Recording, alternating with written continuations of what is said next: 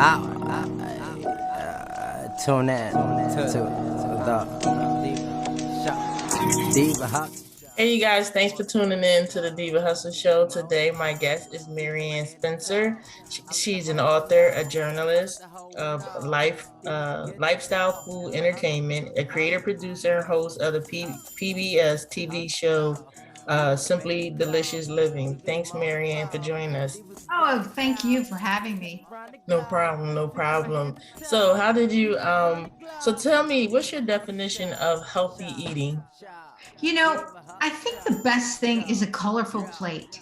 So if you have lots of green and different color vegetables, and also a little bit of starch, maybe a potato, some rice, and lean meat or fish, grilled, not a lot of sauces, but cooking with herbs and spices to really make some taste in your food.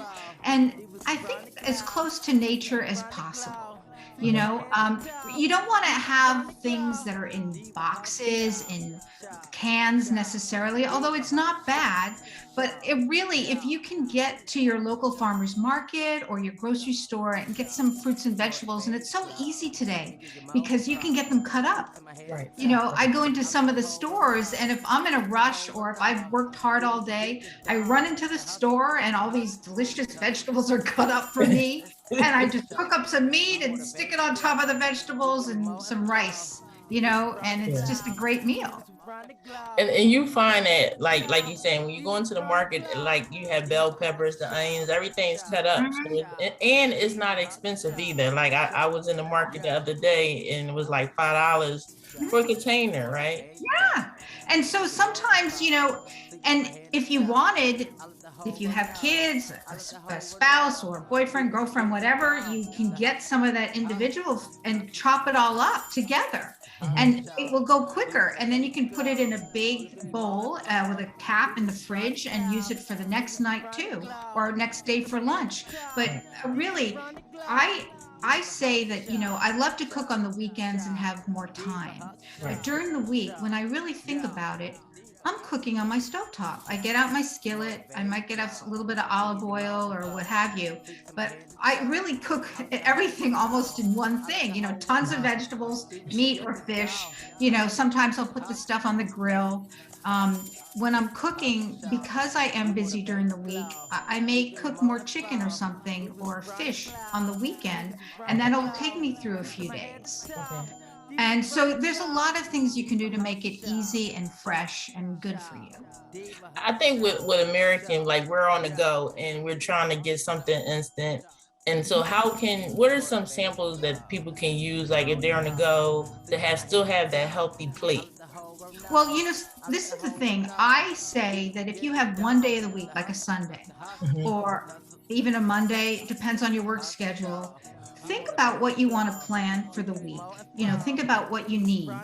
If you bring your lunch with you, think about that. When you go shopping, shop your cabinets first, but kind of figure out what you can have, what you want during the week. I know it will take a little bit of prep, but when you go shopping and then you have a cook day, let's say, you can almost cook everything for the whole week. What I like to do is make a big pot of stew or soup every Sunday or Monday night, and I put everything in there, like all the vegetables, I'll put the meat and whatever, and I'll put it in little bowls and I'll freeze some of it, and then I'll have some fresh, but then when I'm in a rush, I could just pull it out, and I always cook a big thing of rice that I can keep in my fridge.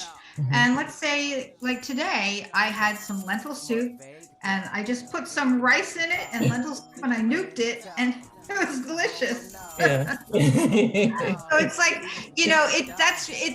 you have to do a little bit of thinking and prep, but I try to teach people that on my blog, Simply Delicious Living. I give them easy recipes to make because I love eating, and I love eating things that taste good. Right. My motto is almost like, don't eat anything if you don't like how it tastes.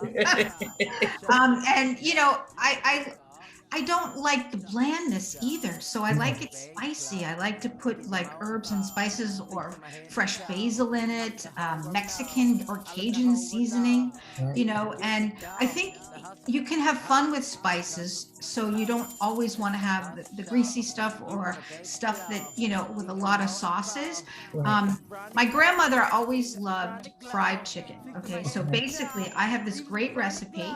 And it's not fried, but it tastes like that. It's cornflake chicken. And I make it with Italian seasonings or Cajun seasonings. And it's just crunched up cornflakes with those seasonings. And I'll dip a little of the chicken in a little bit of almond milk, or you could use milk, and then breadcrumb. And that breadcrumb mixture is mixed with the cornflakes and the seasonings. You broil it. What? You bake it in the oven. Yeah. Okay. And it's fantastic. And you just spray it with a little bit of olive oil spray, or you could put a little olive, but it's baked. Okay. And it's so yummy. Oh, I haven't tried it. Oh, you gotta try it. I'll send you the recipe when we're done. It was my grandmother's favorite thing. And she always said, make that cornflake chicken for me. So yeah, I love it. So I think you have to make it fun, and I have to cook with your family and your friends. I know a friend of mine, he just found out he was type 2 diabetes. And I was telling him, I said, you know, he went to go see the nutritionist. And I said, you have to be able to season your food. That's the only way you're going to get it down. Wow. And seasoning, what you're saying with the herbs is key. It's important to eating food. Absolutely. And try different ones. You can get a lot of seasoned blends in the store, but sometimes you can get them in little packets and they're really fresh. And you'd be surprised the different tastes that you can get. And I also use a lot of like fruit juices, like or lemon juice. And like sometimes I'll make salmon and I'll broil it. I have a great recipe for salmon, and I put it like a little bit of garlic and olive oil and the salmon on top with some seasonings. And I make a tent out of tin foil. And I just cook it in the oven at like 400 for about 20-30 minutes. And I peel back the tin foil, and then I cook it a little bit more for 5 minutes.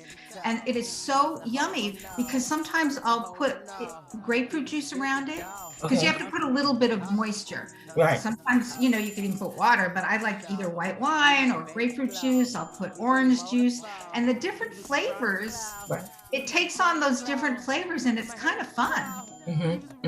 Yes, it is. It is. It is. And I found out that I really like spicy stuff. I love Mexican spices and Cajun spices and stuff like that. And I'll do a cauliflower rice where you can buy that all done. You don't have to do it yourself. It's like chopped up. Yeah. And I'll put a whole bunch of vegetables like garbanzo beans, black beans. I might put in edamame. I mean, you name it, some chopped up red onion, and I'll put some Cajun spices in that. And I just like saute it in the pan with a little bit of olive oil spray or something. And it is delicious. And you know, I noticed while you're talking, like you don't use a lot of heavy cream. What are some of the benefits of using the herb versus the heavy creams? Well, again, you want to watch your fat content. I always say to people, if you're going to get something in a package or in a can, look at the salt content. You don't want a lot of sodium. And when you use fresh herbs and spices, you can use a little bit of garlic salt or garlic powder. I use a lot. You can control your salt content, because salt and sugar are bad. And if you also look at the cans and the packages, everything has sugar in it. Everything. So that will hurt the people that have diabetes. You want to be careful about that. But when you're cooking fruits and vegetables and rice, and you're doing things in their more natural state, you can season it to taste delicious. And it doesn't have to be covered with all kinds of sauce. Sometimes they cover it because they don't want you to really taste it. Because you're liking the sauce. And, you know, I find that even when I'm baking, you know, I love baking cupcakes, muffins, breads. I've really found some recipes that I've created where you can use pureed fruit. I use applesauce a lot and season it again. Like if I make certain muffins, I might use applesauce as the sugar source, Okay.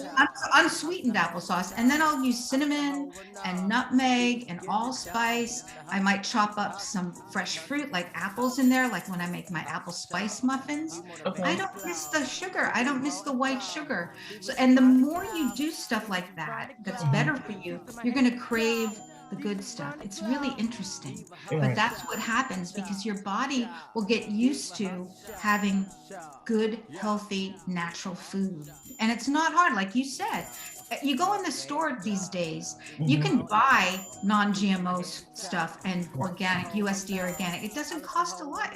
It really doesn't. And I think that's why it comes down to planning and figuring out what you like. Don't wait till the last minute when you're hungry, or go shopping when you're hungry, because then you're in danger. Yeah, you are. I've been there, done that. You're just buying everything. Yeah.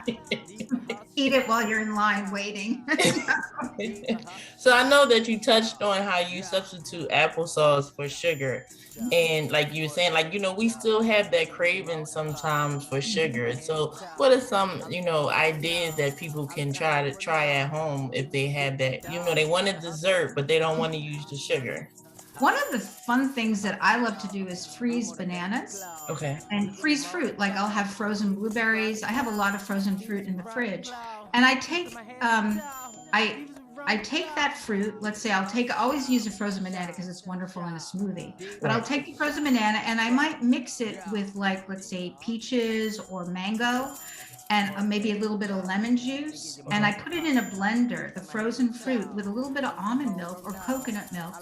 And it blends up to almost like a ice. Oh, wow. It's very thick and delicious. And sometimes I'll put shredded coconut on it, or chopped up walnuts or pistachios. And it tastes it's dessert. It's like a gelato almost. It's that thick. It's like an ice cream. Okay. And you can put peanut butter in it too.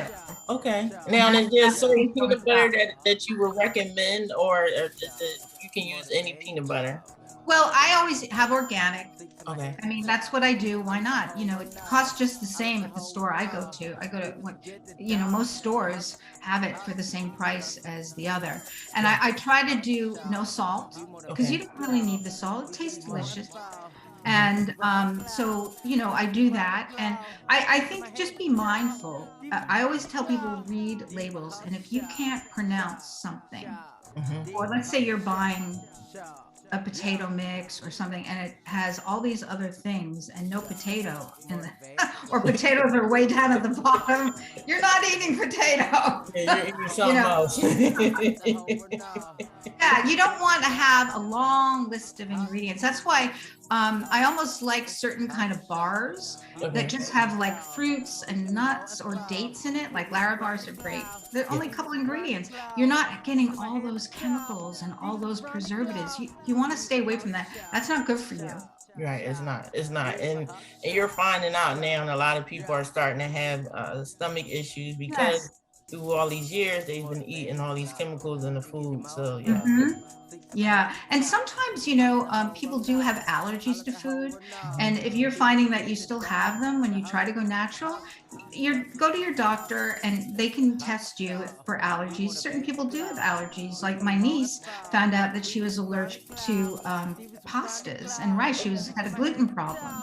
So sometimes they may put you on a gluten-free diet for a while, and then you can go back slowly to eat it at another time where it's not going to cause you a problem. But there are so many alternatives. Like if you wanted pasta and you had a gluten problem, you could have artichoke pasta and make sure it doesn't have wheat in it, And so there's things you can do, and they're so easy to say because you can Google things. You can find out what's in this, or how much sodium, or how much fat content. Yeah, I know one time it was zucchini noodles, and I had made spaghetti, and my daughter, she's like, "Oh, Mom, this is the best spaghetti." And I told my cousin, I was like, she don't know they zucchini noodles. Tell her either. You know, I love that. I love putting red sauce, like a tomato sauce, on the zucchini noodles. Yeah. And oh, it's delicious. And it is fantastic. And you know, another thing with kids, because sometimes they have a problem with vegetables, having smoothies. When I do my smoothie, I'll do a protein smoothie using almond milk or coconut milk, the frozen, half a frozen banana, some other maybe fruit, protein scoop, and I'll put spinach in there. You put spinach and carrots and everything, and when you blend it, you can't taste it. Yeah. And so kids, it's great for kids to put it and give them smoothies like that. But I found there is an amazing tool when you make a soup or a stew. It's called the Emulsifier. Okay. And it is a little tool. It's probably $20. You put it in the pot on the stove. You can put it in a heated pot, and you just put all the vegetables in there. Okay. And pulverize them. Okay. You can't tell. And then you can put the lentils or beans or whatever kind of soup you're making. But that's a great way to sneak in some. Okay, vegetables. I'm gonna try it. And for you, you know, it's going to be a healthy soup, and it's going to be thick, which I love thick soups. I don't know about you, but Yeah, I like the thick soups. yeah. So what made you just? So you have a book that you're releasing. What's the title of it? Well, you know, I have a cookbook, Simply Delicious Living with Maryann, and I'm working on another, but I'm also a fiction author because I've worked a lot as a lifestyle writer, environmental sustainability, and that kind of led me, and I've always written for TV. I've worked as a news producer and worked on movies and things like that. A number of years ago, I decided I wanted to write my own stories. So I've done some screenplays, but I also write novels, and Kate Grace novels that's my series I'm working on right now. Okay. And I'm on the third book that came out last year, Secrets of Grace Manor, but I'm working on the fourth book. But it's interesting because I love, it's all about friendship and family and community in my books. And I think they have lessons to teach, but I incorporate the healthy living stuff in there because I can't help it. You know, I love entertaining with family and friends. Right. And she's got to cook. So she does. She likes to cook. Okay. The main character. I think that's good though. I mean, you don't take that, you got that piece. That's like your signature piece. So Yeah. I think it's a good thing. Yeah, it's part of how I grew up in a big family. Right. And we used to do that on the weekends. We would just cook or be outside barbecuing and stuff like that. And I love Hawaii, and my books takes place in Hawaii, but other places too. In Hawaii, they have ohana, you know, the word family and friend. And they love doing that. They love just sitting outside, barbecuing or having a family meal. And I think it's a great way to communicate and keep the connection. We have too much technology these days. And I think we just really need to sit down and talk to people face to face. We do. And you know, the bad thing is we're dealing with COVID. And so it took away a lot of it. But then we had technology, we have Zoom and all these other platforms where we can still see, you know, person face. So that's the good part of it. Yeah, it is. There are benefits to it, absolutely. Yeah. So you have the book that you're working on. If people wanted to get in contact with you, where can they find you at? They can go to my website. It's Maryann, Maryann, Ridini, Ridini, Spencer.com, or AlohaWriter.com. I also have that URL. SimplyDeliciousLiving.com too, because Simply Delicious Living is my blog, and that's right on my website. So everything on my website, my books and things that I do are on there, including videos. And I have little tabs to my social media and my YouTube channel. So just that's where they can connect with me. And on Facebook, you could always message me and let me know if you have a recipe question or you'd like to have some information on anything that we talked about today or anything else you might have. Well, thanks, Maryann, for stopping past and talking with us about the recipes and the healthy eating. I think it's important even nowadays, you know, with food going so high. being so high is like, you know, like you saying with the soups, you know, I told my mom the other day, I said, I'm just want to start making soups because it lasts longer. And they're filling and delicious, and why not? And you know, shopping local farmers market, Google it in your area, because you can get good prices that way. Yeah. And I got to tell you a secret. I go to the 99-cent store where I am. Okay. They have great produce. Okay. You would be surprised. I mean, Yeah, I don't have one. Oh no, get one. Call them up and say, come to our neighborhood, because I get like 3 heads of romaine for $1. That's it? Yeah. I get a huge thing of radishes for $1. Wow. Oh yeah, it's awesome. So you have to definitely look for that. But you know, there are buys out there, but they do that also. They have great buys if you have a local farmer's market. And then you can talk to the farmer about how to grow it, how they grow it. Yeah, I'm gonna look into it, because it's definitely, we definitely need it now. And you know, we definitely need it, and it's important. Healthy eating is important, like you're saying. And I told my friend, I was like, you know, we got to eat better. We have to eat better. You know why? Because you want to have a good long life, and Right. you want to be healthy as you get older.